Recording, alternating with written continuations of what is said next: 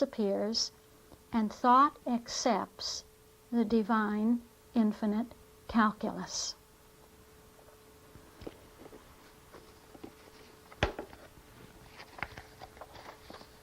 She says in her message of 19:1, I begin at the feet of Christ and with the numeration table of Christian Science.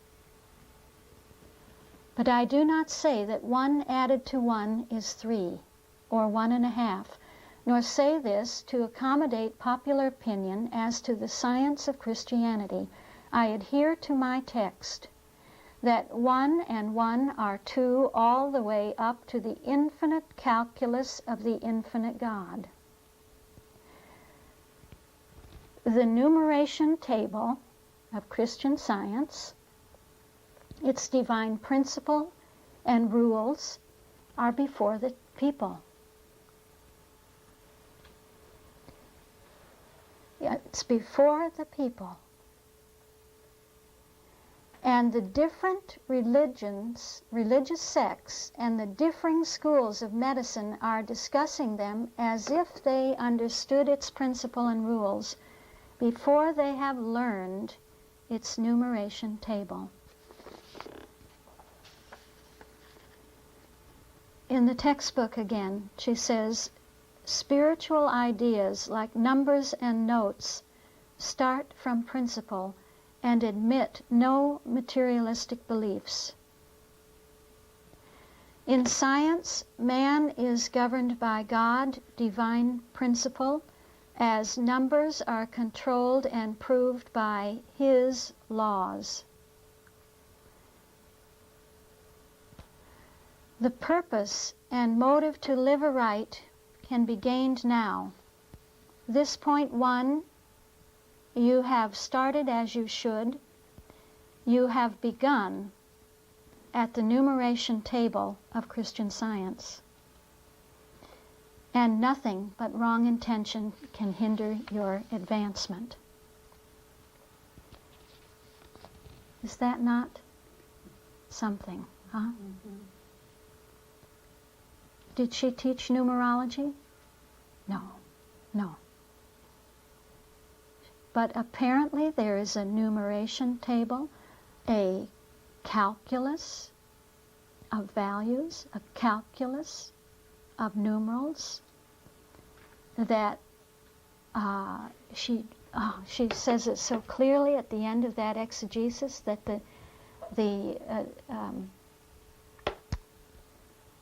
the numerals of infinity called 7 days, that which you call 7 days, that which you think are 7 days, that what you think is a sequence, is a timeless order, that those days are numerals, they are timeless, eternal values that operate in a calculus, in fixed relationship with each other, in other words. In fixed relationship.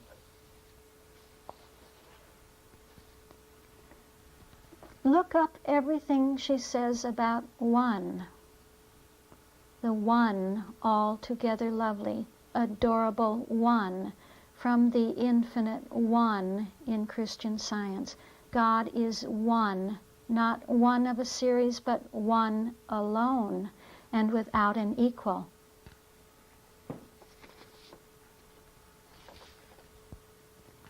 Unity is the essential nature of Christian Science. Its principle is one.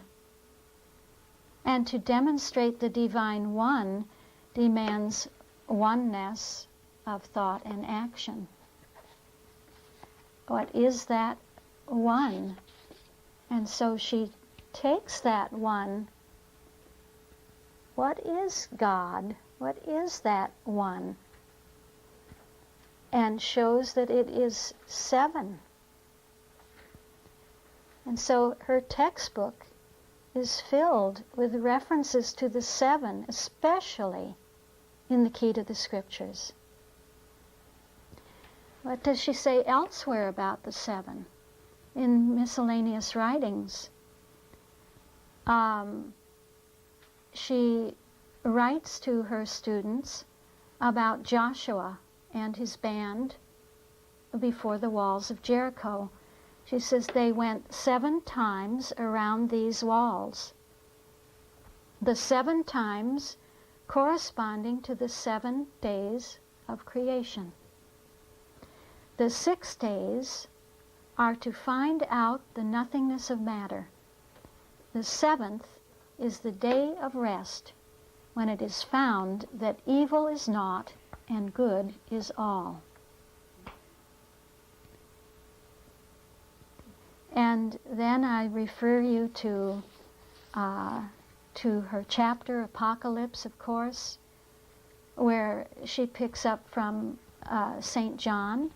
Don't we find the 7 and the 4 in the Bible? Huh? Mm-hmm. Throughout the Bible, the 7. Throughout the Bible, the 4. What do we have in Revelation? 7 candlesticks, 7 stars, 7 vials full of the 7 last plagues, and the 7 churches, and on and on and on and on. The 7 thunders. And so she picks that up. She emphasizes that in her key to the Scriptures, as though to say, this is the key. The 7 and the 4 are the key. The 7 and the 4 are the key to everything. Find out what the 7 and the 4 are.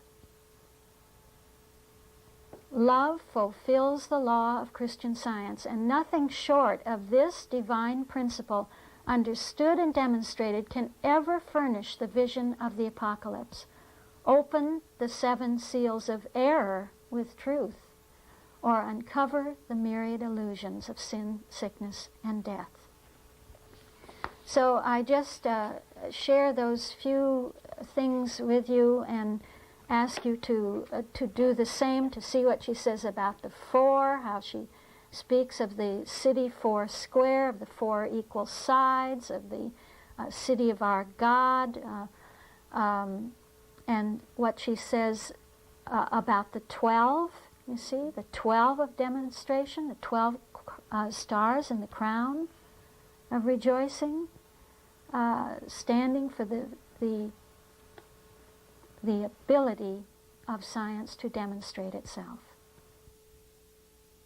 We can see from our investigation of the textbook that the use of the 7 and the 4 is something legitimate, that it is found both in the Bible and in the textbook, as well as in prose works. And consequently, it is not something that was made up by John Dorley. Can you see then that the 7 and the 4, the 7-fold nature of God and the 4-fold operation of God, constitute the first 2 great categories of being? We said there were 3 main categories of being.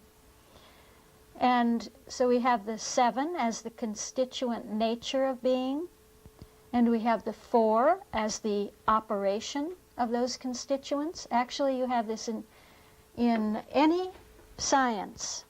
You have always your fundamental elements, your fundamental constituents, the values with which you are going to calculate, so to say.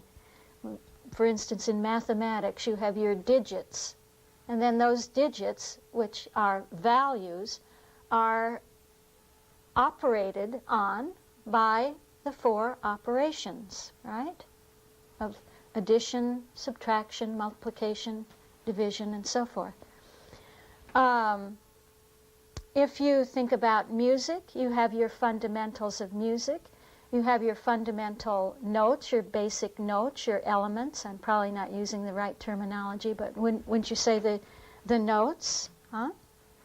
And then you have the ways of relating those notes? Is that right? Oh, I should have somebody that really knows what they... Melody, tone,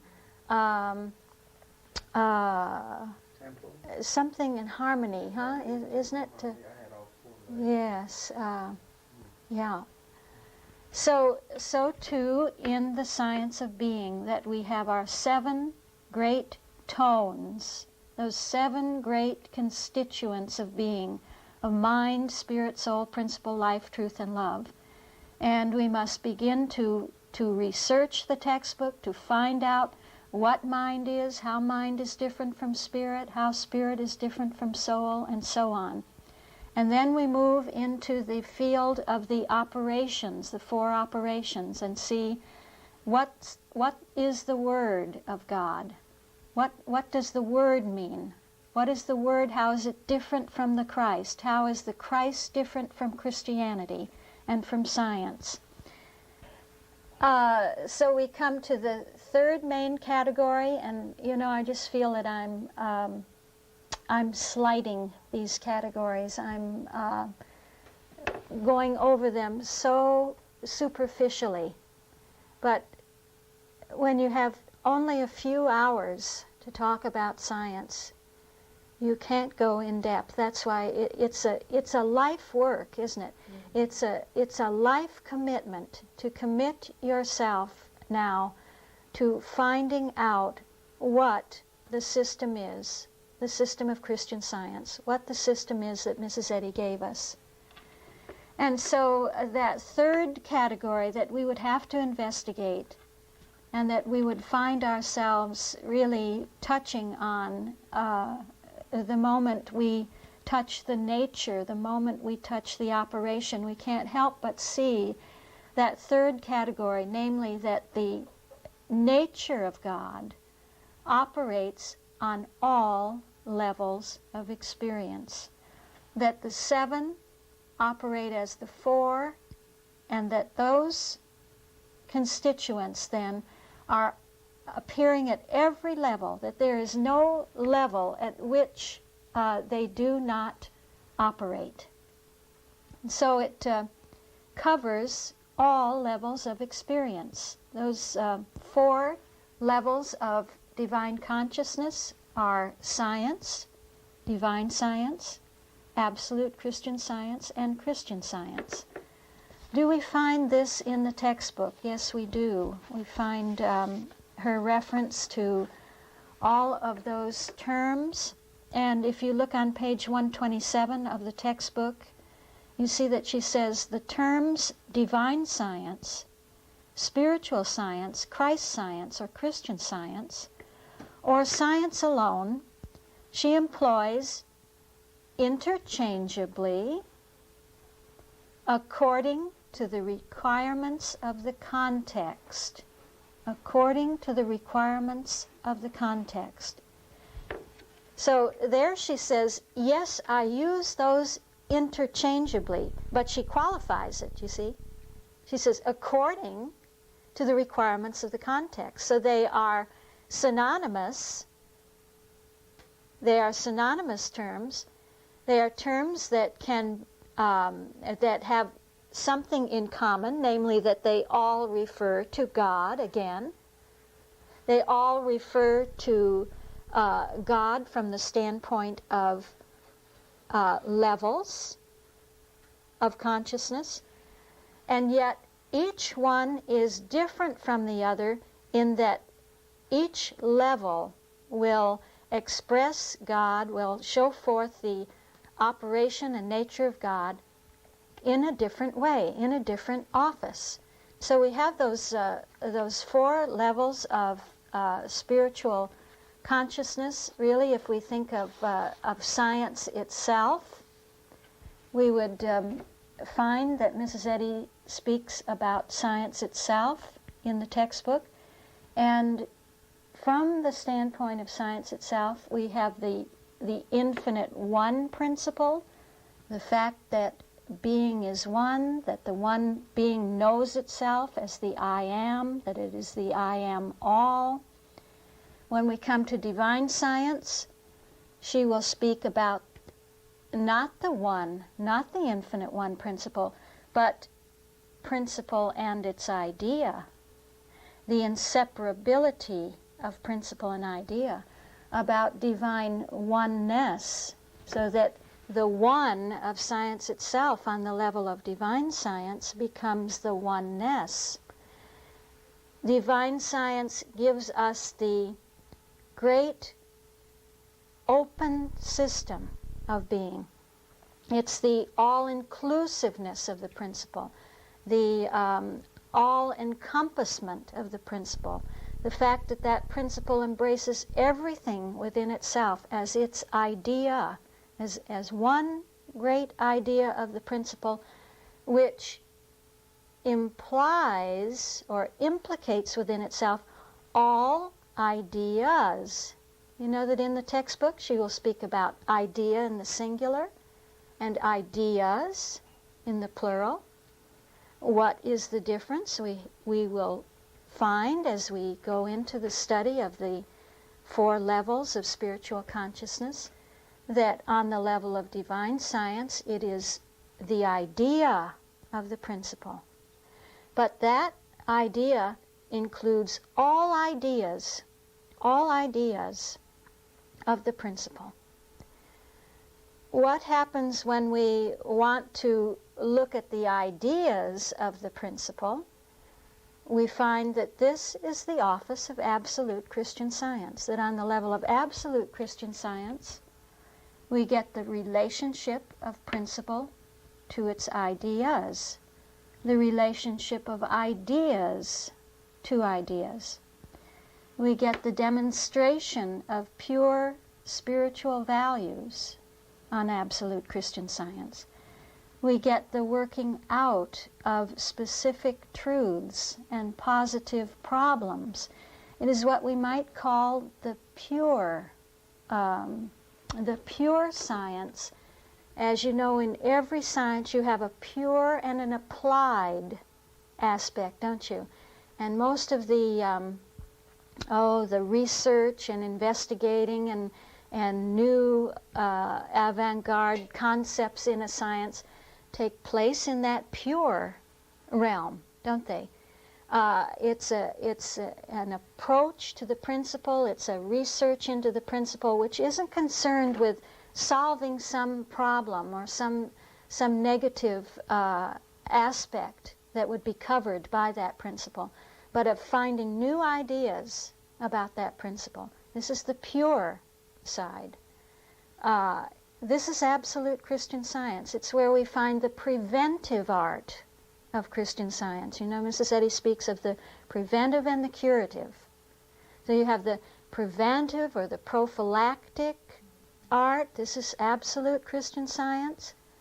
But the moment the accent shifts and we say, but I need to cure something, that means that something has already come into focus that seems to counter the sense of harmony, the sense of peace, the complete and total integrity of consciousness or of one's experience.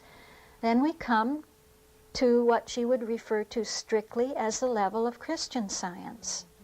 She says actually, these synonymous terms stand for everything relating to God, the infinite, supreme, eternal mind.